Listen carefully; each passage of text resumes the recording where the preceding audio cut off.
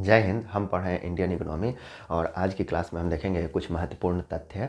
तो शुरू करते हैं। क्या है, सबसे पहले कोर उद्योग की बात करेंगे हम। तो कोर उद्योग में 8 तरीके के कोर उद्योग होते हैं। इंडेक्स ऑफ इंडस्ट्रियल प्रोडक्शन में जब मापा जाता है तो 8 तरीके के कोर उद्योग हैं। अलग अलग भाड़ांश इसको दिया गया है। तो मानते हैं कि उर्वरक का प्रोडक्शन कम हुआ। ऐसे में इसका क्या मतलब निकलता है कि ग्रामीण अर्थव्यवस्था सही से काम नहीं कर रही है। कृषिगत क्षेत्र की, इसका मतलब कृषि सही से काम नहीं कर रही है, तभी तो डिमांड नहीं है, और डिमांड नहीं है तो प्रोडक्शन नहीं हुआ। मतलब कि आईआईपी में उर्वरक क्षेत्र कम हो गया। तो कहने का मतलब है कि ऐसे में इंडस्ट्रियल प्रोडक्शन जो भी होता है या 8 कोर उद्योग का एक लेवल पे बने रहना या फिर ग्रोथ होना बहुत ही इंपॉर्टेंट है, क्योंकि ये सीधा सीधा इकोनॉमी को बताता है कि इकोनॉमी कैसे परफॉर्म कर रही है। तो देखते हैं क्या है इसमें। पेट्रोलियम और रिफाइनरी 28.04 माना गया है, विद्युत को 19.85 माना गया है, इस्पात को 17.92 माना गया है, कोयला को 10.33 माना गया है, कच्चा तेल को 8.98 माना गया है, प्राकृतिक गैस को 6.88 माना गया है, सीमेंट को 5.37 माना गया है और उर्वरक को 2.67 माना गया है। तो ये पूछ लिया जाता है कि कौन कौन से 8 कोर उद्योग हैं और सबसे अधिक कौन है और सबसे कम कौन है। तो सबसे अधिक में पेट्रोलियम रिफाइनरी को दिया गया है और सबसे कम में दिया गया है उर्वरक को। क्लियर है। अब रिसेशन क्या होता है? रिसेशन है वस्तुओं की आपूर्ति की तुलना में मांग कम हो जाए, उसको क्या बोलते हैं? रिसेशन। जॉब लॉस होने लगे, इकोनॉमी स्लो डाउन होने लगे, 2 लगातार तिमाही में माइनस में ग्रोथ होने लगे, तो रिसेशन हो गया। टेरिफ, टेरिफ क्या होता है? किसी देश द्वारा आयातों पर लगाए गए कर को क्या बोलते हैं? टेरिफ बोलते हैं। क्या है कि जब भी हम इंपोर्ट करते हैं, आयात करते हैं, तो ऐसे में सरकार जो उस पर इंपोर्ट जो भी गुड्स आ रही हैं तो उस पर सरकार लगाती है टैक्स, उसको बोलते हैं टैरिफ। अगर मान लीजिए कि टैरिफ को बढ़ा दिया गया, मतलब कि जो आयातित वस्तुएं हैं उन पे टैक्स बढ़ा दिया गया, ऐसे में क्या होता है कि वो महंगी हो जाएंगी। जैसे चीन से कोई सामान भारत में आ रहा है और भारत सरकार को ये लग रहा है कि ये सस्ते में सामान है और हमारी घरेलू इकोनॉमी को बर्बाद कर रहा है, क्योंकि जब सस्ता है तो लोग घरेलू चीज़ों को नहीं खरीदेंगे और चाइनीज़ चीज़ों को खरीदेंगे। तो ऐसे में भारत सरकार क्या करेगी कि टैरिफ बढ़ा देगी थोड़ा सा। हालांकि इसमें डब्ल्यूटीओ बीच में आता है, लेकिन फिर भी टैरिफ तो बढ़ा ही सकती है कुछ हद तक। तो टैरिफ जब बढ़ा देगी तो ऐसे में क्या होगा कि चाइनीज सामान महंगा हो जाएगा, भारत सरकार को अधिक टैक्स देना पड़ेगा, चाइनीज सामान महंगा हो जाएगा, घरेलू सामान सस्ता हो जाएगा, या फिर दोनों सामान एक दूसरे के बराबर प्राइस में होंगे। तो जब अगर मानते हैं कि अधिक टैरिफ हो गया और घरेलू सामान सस्ता हो गया तो लोग घरेलू सामान को खरीदेंगे ज़्यादा, ठीक, देसी सामान को ज़्यादा खरीदेंगे। तो ऐसे में घरेलू अर्थव्यवस्था आगे बढ़ेगी और घरेलू प्रोडक्शन बढ़ेगा, तो लोगों को रोजगार मिलेगा, इकोनॉमी अच्छे से वर्क करेगी। तो इसलिए टैरिफ का कॉन्सेप्ट है ये। टैरिफ बोलते हैं टैक्स को, और ये कब लगाया जाता है? तो आयातों पे लगाया जाता है। ठीक। अब आता है राष्ट्रीय ग्रामीण रोजगार अधिनियम 2006। ये 2006 में आया और इसको 2 अक्टूबर 2009 को इसका नाम बदल के मनरेगा कर दिया गया। 2006 में आया था, नरेगा नाम से आया था, 2 अक्टूबर को मनरेगा कर दिया गया। मैंने बताया था कि गांधी जी ग्रामीण अर्थव्यवस्था को ही देश की अर्थव्यवस्था की आत्मा समझते थे। ऐसे में ग्रामीण विकास को ही देश के विकास समझते थे वो। तो ऐसे में जब भी ग्रामीण क्षेत्रों की बात करेंगे तो कहीं ना कहीं महात्मा गांधी का नाम सामने आएगा। तो जब इसका नाम बदल के नरेगा का मनरेगा किया गया तो 2 अक्टूबर का दिन गांधी जी की जयंती का दिन रखा गया। साथ ही साथ ग्रामीण अर्थव्यवस्था को आगे बढ़ाने का एक कॉन्सेप्ट है, क्योंकि हम आर्टिकल 40 में संविधान के कहीं ना कहीं पंचायती राज्य का विकास भी कहीं महात्मा गांधी की सोच का परिणाम ही डाले हैं। तो ऐसे में ग्रामीण अर्थव्यवस्था की जब भी बातें होंगी तो कहीं ना कहीं महात्मा गांधी की झलक मिलेगी इसमें। और कहीं ना कहीं ये समाजवादी भी सोच है, क्योंकि श्रमिकों की बात करते हैं, गरीबों की बात करते हैं, उनके उत्थान की बात करते हैं, उनके रोजगार की बात करते हैं, तो समाजवादी भी सोच है। ठीक। अब क्या आता है इसमें? केंद्र और राज्य के का हिस्सा इसमें 90:10 होता है। मतलब केंद्र सरकार अगर 100 रुपये खर्च पड़ रहा है तो केंद्र सरकार 90 देगी, राज्य सरकार 10 देगी। ठीक है। 100 दिनों का रोजगार प्रोवाइड किया जाता है। महिलाओं की भागीदारी 33% है, ध्यान रखने योग्य बातें हैं।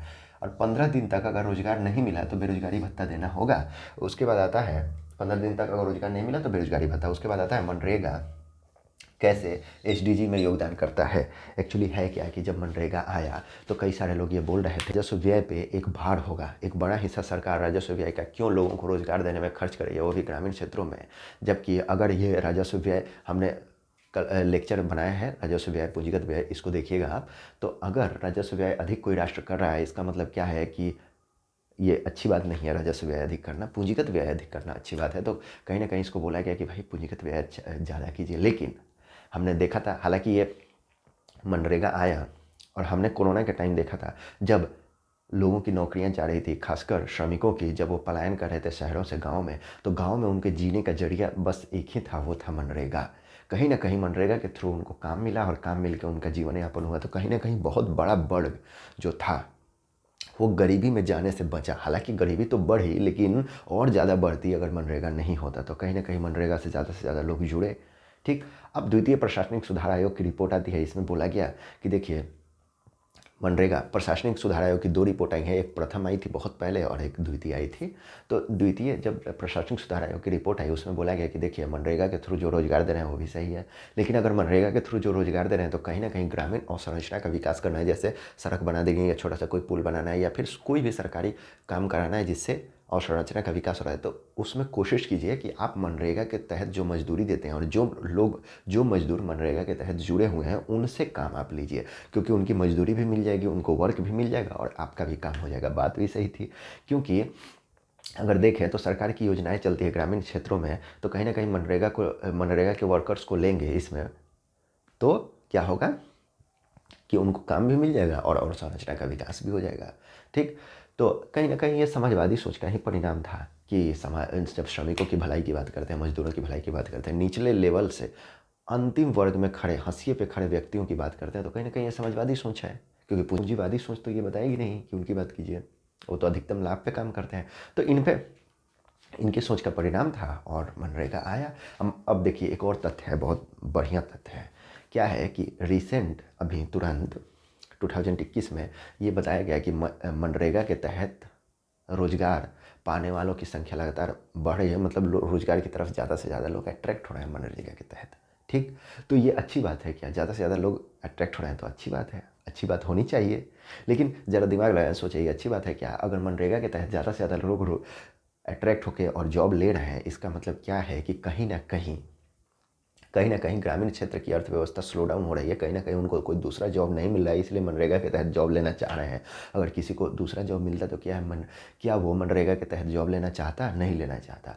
तो नहीं लेना चाहता तो इसका मतलब ग्रामीण अर्थव्यवस्था स्लो डाउन है। अर्थव्यवस्था का पता लगाने के लिए कि कैसा वर्क कर रही है, कई सारे तरीके होते हैं। ऐसे में एक और तरीका ये भी देख सकते हैं कि मनरेगा के तहत कितने लोगों को रोजगार मिल रहा है। अगर ज़्यादा से ज़्यादा लोग मनरेगा की तरफ अट्रैक्ट हो रहे हैं, ज़्यादा से ज़्यादा लोग मनरेगा का रोजगार चाह रहे हैं, इसका मतलब कोई और रोजगार उन्हें नहीं मिल रहा है। जब कोई और रोजगार नहीं मिल रहा है तो ये चिंता का विषय है कि क्यों नहीं मिल रहा है, क्योंकि ग्रामीण अर्थव्यवस्था सही से काम नहीं कर रही है। तो ऐसे में कोरोना अभी ओमिक्रॉन का इफेक्ट देखने को मिल रहा है अर्थव्यवस्था में। ऐसे में पहले ही मनरेगा के तहत लोगों की संख्या बढ़ रही है। तो ये एक विषय है सोचने की कि भाई ग्रामीण अर्थव्यवस्था क्यों काम नहीं कर रही है, कौन से ऐसे मेजर्स लें जिससे ग्रामीण अर्थव्यवस्था अच्छे से काम करे। ठीक, एक और बात पे चर्चा कर लें। सस्टेनेबल डेवलपमेंट गोल, जो 17 सस्टेनेबल डेवलपमेंट गोल को रखा गया है, जिसको 2030 तक पूरा करना है। तो ऐसे में क्या है 17 सस्टेनेबल डेवलपमेंट गोल रखा गया, सतत विकास लक्ष्य इसको हिंदी में बोलते हैं। तो ऐसे में देखा जाता है कि कौन सी सरकार की योजना है, हर देश को तो ये पूरा करना है, तो कौन सी सरकार की योजना कौन से सतत विकास लक्ष्य को पूरा करने में समर्थ बना रही है। वही सतत विकास लक्ष्य है जो अभी नीति आयोग भी इसका मेजर किया कि कौन से राज्य का कैसा परफॉर्मेंस है। ऐसे में बिहार का परफॉर्मेंस बहुत ही खराब रहा। हालांकि बिहार सरकार का तर्क था कि हमने तो काफ़ी सारा खर्च किया था महिलाओं की शिक्षा पे और गरीबी मिटाने पे, नल जल योजना पे, मतलब शुद्ध पानी मिले और सब चीज़ पे, तो फिर हमारा परफॉर्मेंस कैसे इतना पुअर हो सकता है। बात भी सही है, बिहार सरकार काफ़ी अच्छा खर्च कर रही है इन सब चीज़ों पे, खासकर महिलाओं के तो विकास में काफ़ी ज़्यादा खर्चा कर रही है। तब फिर कैसे सस्टेनेबल डेवलपमेंट गोल के लक्ष्य को पूरा करने में बिहार सरकार असमर्थ दिखेगी? ऐसा नहीं हो सकता है। लेकिन बिहार सरकार का तर्क था कि हो सकता है आपने जो डेटा लिया हो सही से आपको डेटा नहीं मिला हो, तो नहीं तो बिहार सरकार अच्छा परफॉर्म करती। बात भी सही है। तो देखते हैं क्या है कौन कौन से सस्टेनेबल डेवलपमेंट गोल को ये पूरा करती है मनरेगा। तो पहला पूरा करती है गरीबी का अंत करो भाई।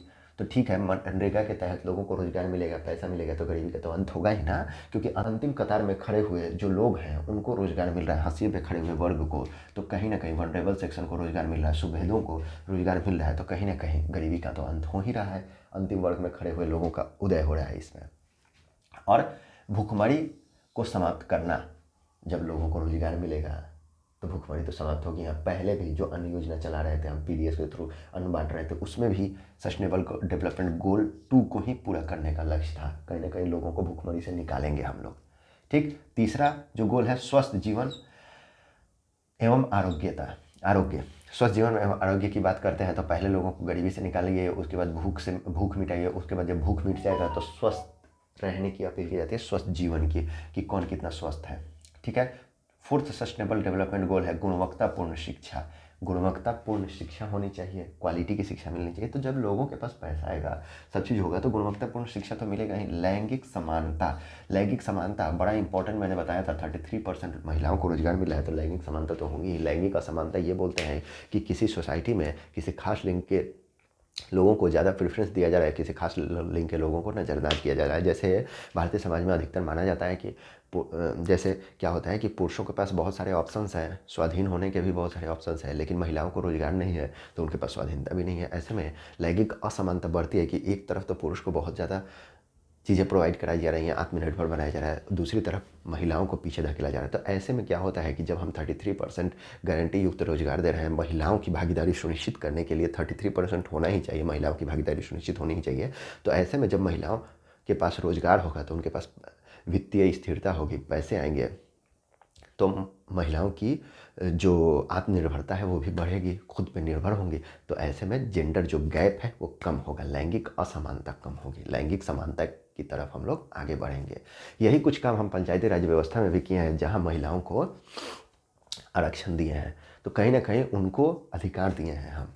तो ऐसे में ये व्यवस्था राज्य सरकार करती है कि कहीं ना कहीं महिलाओं को योगदान दिया जा रहा है। तो क्योंकि ये बात भी सही है ना, लगभग हम अपनी आधी आबादी हंसिए पे छोड़ रहे हैं, आधी आबादी को देख ही नहीं रहे हैं, ये भी तो है ना। और संसद में महिलाओं के सीटों के लेके 2008 से अभी तक विधेयक लंबित है, अभी तक पास नहीं हुआ है। नहीं तो आज संसद में दिखते लगभग 33% महिलाएं दिखती, लेकिन वो पास नहीं हुआ। हालांकि संसद में नहीं पास हुआ, लेकिन इन सब जगहों तो पास हो गया ना, कम से कम यहाँ तो उनको समानता मिल रही है कहीं ना कहीं। लैंगिक समानता को पूरा करता है सस्टेनेबल डेवलपमेंट गोल 1 2 3 4 5 को पूरा करता है, उसके बाद 8 को पूरा करता है। अब ये सीरियल नंबर गड़बड़ नहीं है, 5 तक है, 6ठे को पूरा नहीं करता है, 7वें को पूरा नहीं करता, लेकिन 8वें को पूरा करता है। इसलिए लिखा गया है सस्टेनेबल डेवलपमेंट गोल के नाम है, न कि सीरियल नंबर लिखा गया है। ठीक है, तो थोड़ा ध्यान रखिएगा, सीरियल नंबर नहीं है।